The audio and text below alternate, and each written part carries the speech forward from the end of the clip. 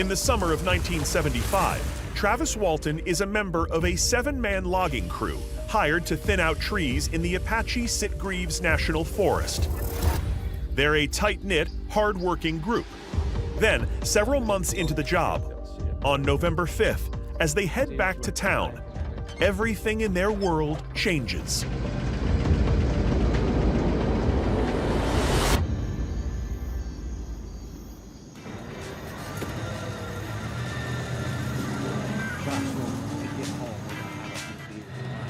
As they drive along the rocky forest road that they've traveled countless times before, suddenly the men are stunned by a large, mysterious object floating in the sky.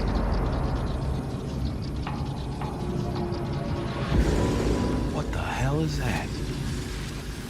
While fear grips the rest of the crew, something inexplicably draws Travis Walton towards the light. Travis, come back here! Travis, come back! Hey, Travis, come on back here, man! Travis!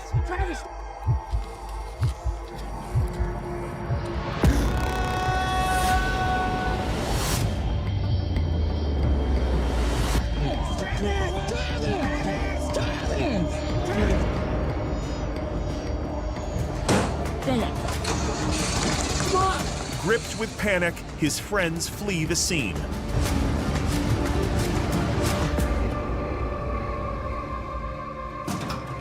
Travis! 15 minutes later, when the light appears to be gone, they return to the site to find nothing. No craft, no light, no Travis. Their friend has vanished. So they race to the nearest phone to call the sheriff, Chuck Ellison.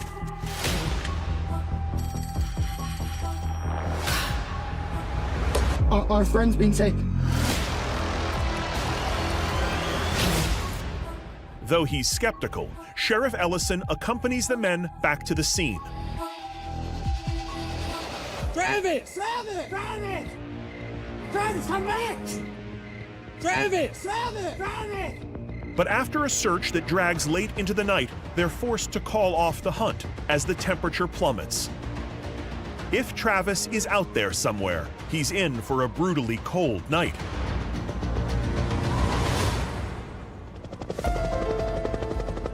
Over the next 5 days, the sheriff's office and volunteers frantically search the area.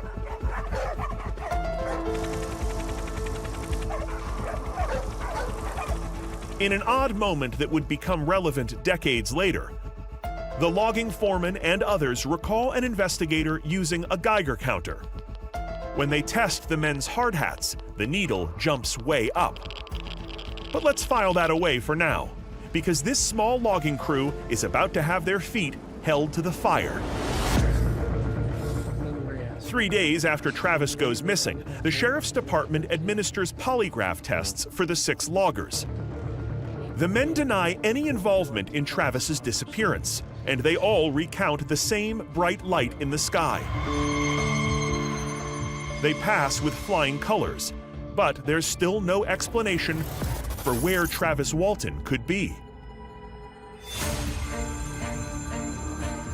5 days after Travis's disappearance, his brother-in-law receives a call. Hello? Who is this? It's Travis. He's stumbled to a payphone on the outskirts of a small town about 10 miles from where he disappeared. Travis, buddy, you're gonna be okay.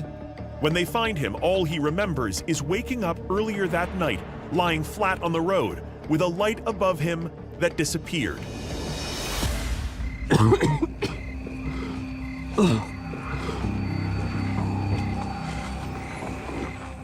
But in the days to come, Travis would remember more and more. And what he remembers transforms this from a simple missing persons case to an out-of-this-world alien abduction nightmare, unlike anything anyone had heard before. When the word gets out to the public, newspapers all over the world run with the story, creating a feverish interest that will last decades. But doubters also come out of the woodwork. The loggers are accused of fabricating an elaborate hoax to get them off the hook from running behind schedule on their logging contract. Other skeptics write it off as ball lightning, a run-in with a military craft, drug-induced hallucinations, or simply a drunken prank. But Travis and the rest of the logging crew stand by their story, and none of the alternative theories can be proven. But if it all really happened, where is the evidence? Well, some of the best evidence is Travis himself. Blood tests taken soon after Travis's return come back completely clean for drugs and any intoxicants. Though he is dehydrated and a few pounds lighter, 5 nights of no food in the forest should have left his body much more malnourished. You're gonna be okay. And perhaps the most amazing thing is that Travis survived at all. At night, the forest can reach below freezing temperatures. Few could survive such an ordeal wearing just jeans and a flannel shirt. Another point in Travis's favor is that he, just like the other crew members, takes a polygraph test. He too passes. So at the very least, Travis believes his own story. And as days turn to weeks, months, years, and even decades, Travis's story always stays remarkably consistent, never changing or shifting like lies sometimes do.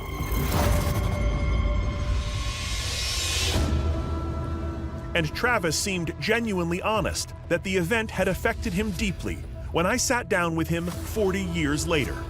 For years, the memory was so clear that every time I recounted the events, that I would re-experience that level of fear. My heart and respiration would go way up, and I would just be drenched in sweat after describing what had happened at that time. Well, thank you for letting us consider the facts. Thank you for sharing your story with us. I really appreciate it. The Travis Walton story has been a mystery for 50 years. It's not just Travis himself that makes his case compelling. His incident fits right in with Arizona's status as a well-known hotbed of UFO activity. On July 7, 1947, Phoenix amateur astronomer William Albert Rose captures 2 photographs of unidentified flying objects. April 3, 1952, above Marana Air Base near Tucson, a silvery disk is reported hovering. When jets scramble to intercept, the object disappears. And on March 13, 1997, thousands of people, including actor and amateur pilot Kurt Russell, report seeing a silent V-shaped, miles-long group of lights gliding over the night sky above Phoenix. The so-called Phoenix Lights is the greatest mass UFO sighting in American history, but it may not be a mystery for much longer. Thanks to an unexpected find at the original site, we may be able to reveal the remarkable truth of his story.